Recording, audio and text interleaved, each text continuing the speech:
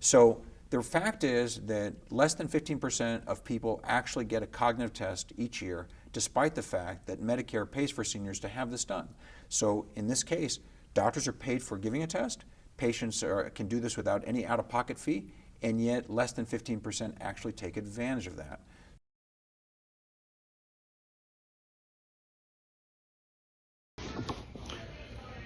So here I am in a familiar position with the sling still on and in bed.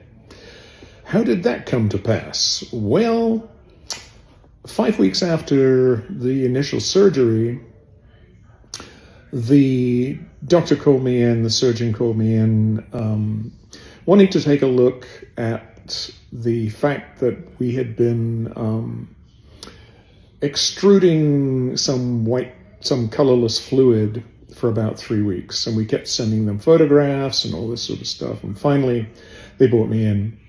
And he prodded and poked and squeezed and stuff and said, well, we could double the antibiotics. He said, but I think I need to go in and take a look. So he said, come back tomorrow. And I came back the next day. That was yesterday. Went under anesthetic, the full 9 yards, in the gurney. I don't remember any of the rest of that. But essentially they flushed it out again, put a camera in, took a look around. He sampled, I guess, the culture of if there's any bacteria or whatever it is they discovered. And he's put me on 2 antibiotics now. So that's where we stand. On the positive side, really, there's not much to report on the positive side today. Sorry. Dancing, well, my feet are sort of, there they go, dancing, yes, little dancing feet at the end of the bed.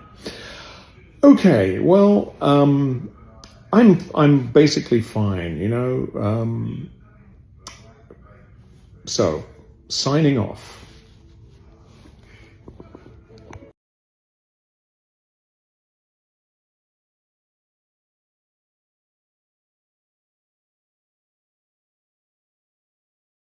Now we have a drug on the market, as I mentioned before, that we helped create, that helps those that have the very earliest of disease.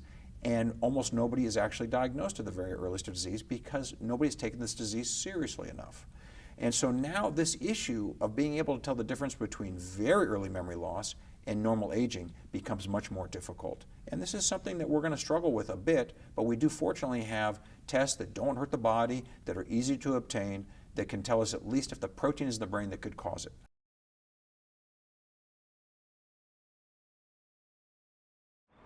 I met with the surgeon last week to check out progress on the post-surgery infection.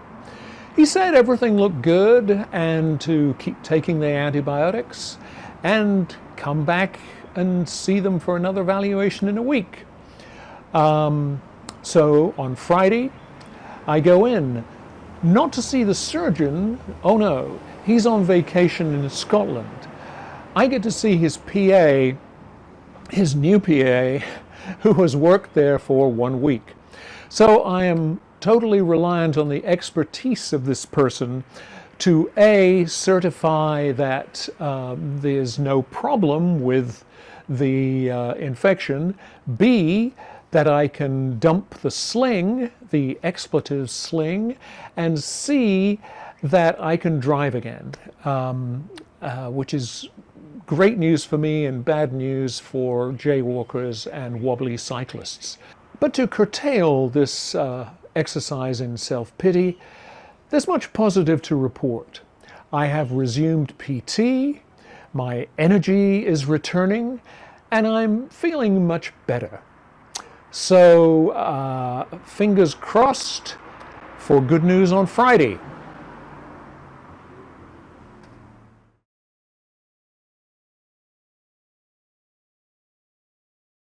I met with the new PA last week, and despite my previous concerns, I felt in good hands.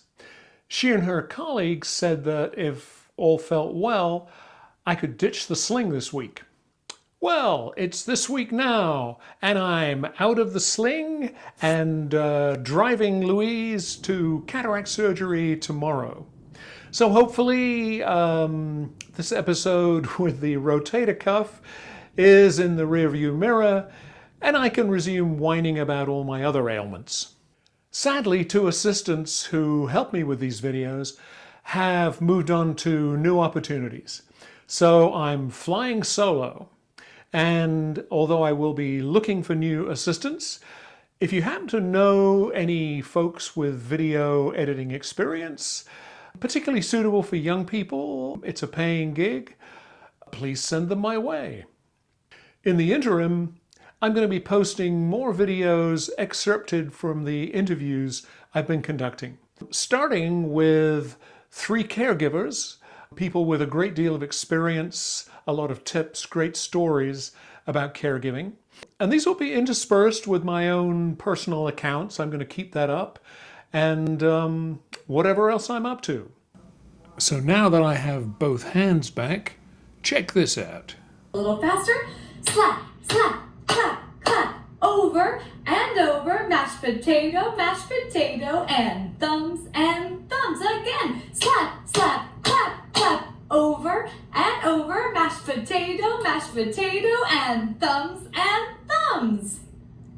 Great job, everyone.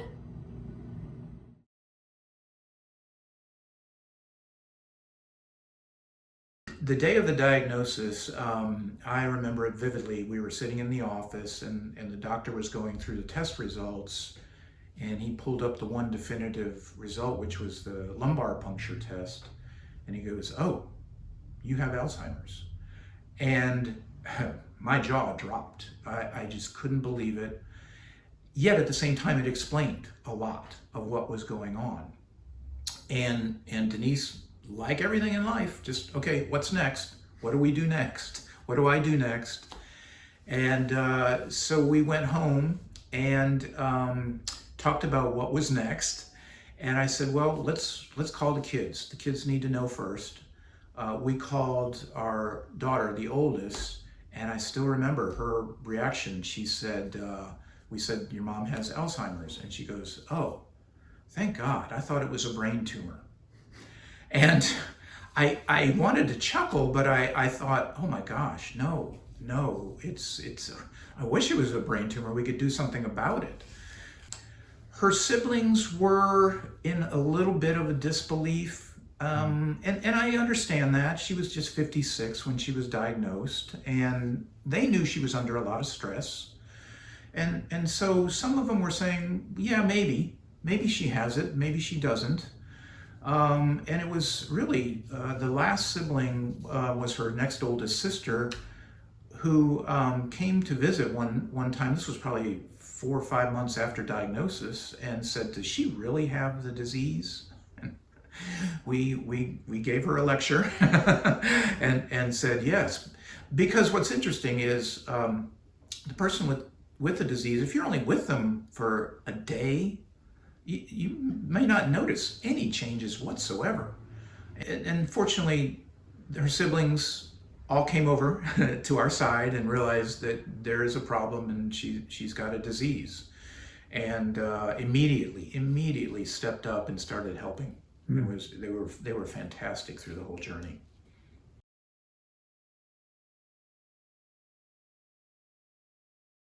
I remember the day after the diagnosis, getting on my laptop and doing a deep dive into Alzheimer's, because I knew 2 things about the disease. 1, she was going to lose her memories, and 2, she was going to pass away from the disease.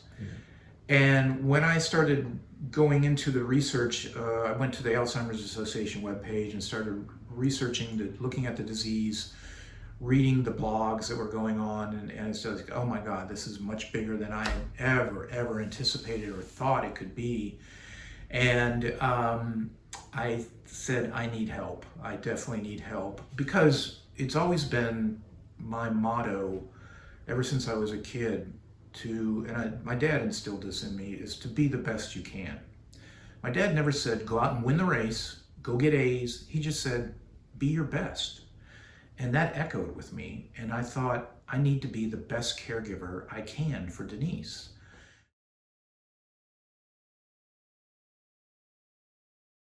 So I joined support groups, and I got involved with the association, Alzheimer's Association, volunteering, giving back, but also learning through the care plan that they came up with me to take care of Denise.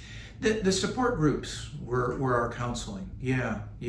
And for the first couple of years we were in them, we went to support groups where the caregivers went to one room and the people with the disease went to another room.